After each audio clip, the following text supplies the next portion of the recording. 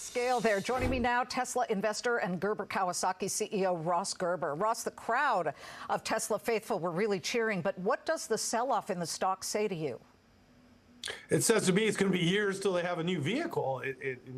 Even then, it gives them time to get full self-driving to work, but it still doesn't work. It works on Warner Brothers lot without other humans in cars, but in real life, Waymo just passed me on the way to work on my Cybertruck on full self-driving today. And so the future is now, and the future is Waymo. Yeah, I know that Waymo has rolled out big time in Los Angeles, and it has been working for years, but Elon would say that he's got all of the data, years and years of data, plus the autonomous expertise that he and his engineers have been working on for several years. As we look at, that's not it, that's Waymo, but as we look at what really happened last night, tell me what you feel. I mean, there is that focus on the fact that the stock is selling off. Is that because of the time element, that people just don't believe when Elon says it's going to happen by next year? Well, yeah, we know that from, like, let's say Cybertruck, which it's about a 5-year time frame between an announcement and an actual vehicle, and then they usually promise 2 to 3 years, and it takes 5. So, we don't know how long it'll take to make this, but it really still revolves around autonomy working, and it doesn't. So I don't know how long that's going to take. I think for me, it was a huge lost opportunity, because the way steer-by-wire works is it would be very easy for them to put a steering wheel in the car that was retractable. In other words, the steering wheel could be there, and then you could push a button in, and then it would just disappear and just be a Robocab. And if they put that vehicle for sale for $25,000 that I could buy and drive or not drive, that would have driven the stock higher, because they would have had a new vehicle that I could buy and I could drive or use as a cab. But because he just went all in on the cab, and we don't see this as a very easy market to win at, and they're not even going to be a first mover, this is a very disappointing development for Tesla. Tesla needs to build and sell enough of its current cars, does it not, to fund these great expectations that Elon has? He did say that the Cybercab would end up costing maybe around or even lower than $30,000. Do you believe that?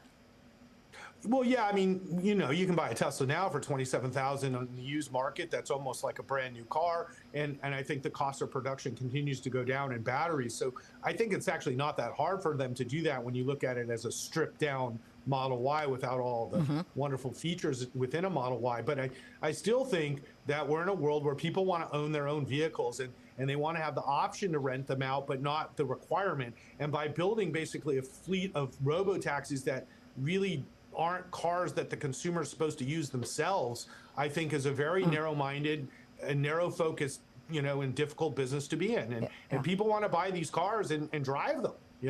Well, he's a big forward thinker. The stock market is not. They're pretty immediate right now. Stock, again, down about 8.25%. On the other end of the spectrum, Uber and Lyft are really lifting. I mean, they are seeing huge gains. I believe Uber is at the very top of the S&P. It's done very, very well. It's up 11.5%, and Lyft is up 8.6%. Is that because analysts are out there basically saying what they saw last night is not an immediate threat to these ride-hailing companies?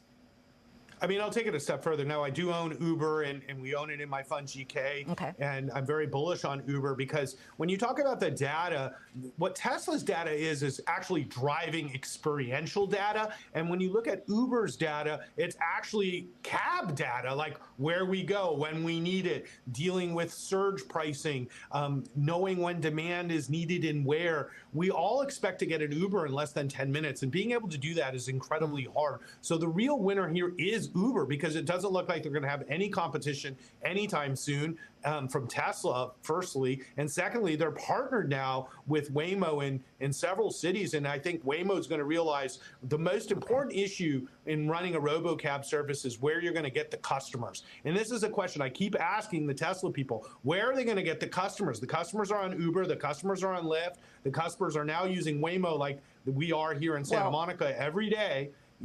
So I think this is a win for Uber, right? He would say, where are you going to get the customers? He would say that whole issue will be completely blanked out by what he unveiled, which was the Optimus Prime, the robots, these humanoids. And let's just listen to how Elon put it, and then I'll get your reaction. What can it do? It'll basically do anything you want. So it can be a teacher, babysit your kids. It can walk your dog, mow your lawn, get the groceries, just be your friend, serve drinks. Whatever you can think of, it will do. And yeah, it's going to be awesome. I think this will be the biggest product ever of any kind. Yeah. Bigger than the smartphone? Well, then an army of robots came out, and they did all kinds of things. They did serve drinks. They also started dancing. I mean, the crowd was absolutely thrilled. But Elon has said that this would add trillions of dollars to Tesla's bottom line. Do you believe that? No, not even close. And in fact, I don't actually see this as any utility at all, because all those things are being well done by humans right now. You know, and right now, Marta is at my house doing a wonderful job, folding and doing all the things I want her to do. And why would I replace a wonderful human with this weird Elon Musk robot that's probably been programmed into some weird right-wing conspiracy things going on? So, you know, quite frankly, I don't trust Elon Musk as far as I can throw him. Last thing I'm going to do is put an actual robot in my house by him, because anything I say that he might not like, the robot might come in and snuff me out. So, you know, I don't trust him at all. Well, do you trust the stock? I mean, you used to be a big holder. You've scaled back your holdings. I am. I still own the stock. But if you don't trust him, why do you own the stock?